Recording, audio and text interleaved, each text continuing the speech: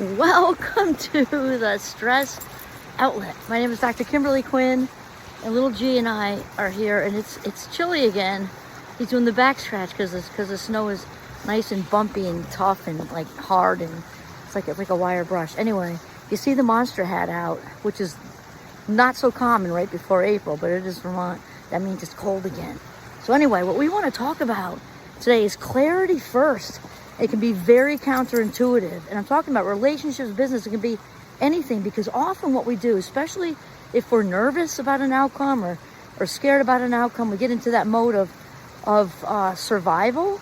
It can be very difficult to get out of that and get into a place of clarity. So what we do is we revert to a place of efforting, okay? So not enough money, instead of standing still. I'm talking about a little bit of time, finding a place to get quiet and go within, realizing that the fear is there. Fear is not going away.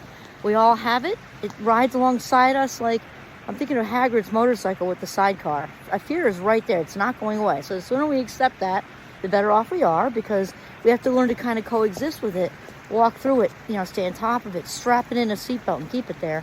So here's the thing. When there's all the moving parts in the workplace, and you're up for a promotion, or you're trying to avoid this or get to that, and there's dynamics and politics, or it's a relationship, often we revert to efforting because the brain thinks it's being productive. So we'll put in the hours. Not that I'm saying there's not a time for that, because I have a killer work ethic. I'm not saying be lazy.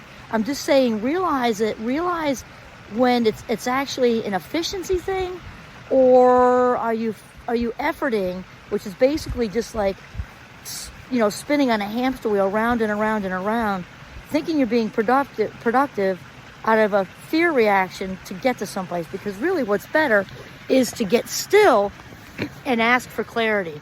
Whether you're religious or not, spiritually, just put it out there to the higher power, creator of all things, universe, whatever. And because I know it sounds counterintuitive, to slow down, to actually breathe, slow down, and get the clarity of where you're headed, the direction, is going to save hours and hours and hours of hamster wheel, get nowhere, efforting. And that's just the truth, because without clarity has got to be first. Without clarity, we are not going to be in alignment with our direction. We need to have clarity, and we do this hit or miss, thing all over the place. You might get there in the end, but it's take a whole lot more life minutes and not be nearly as enjoyable when we actually get quiet, go within, and just ask.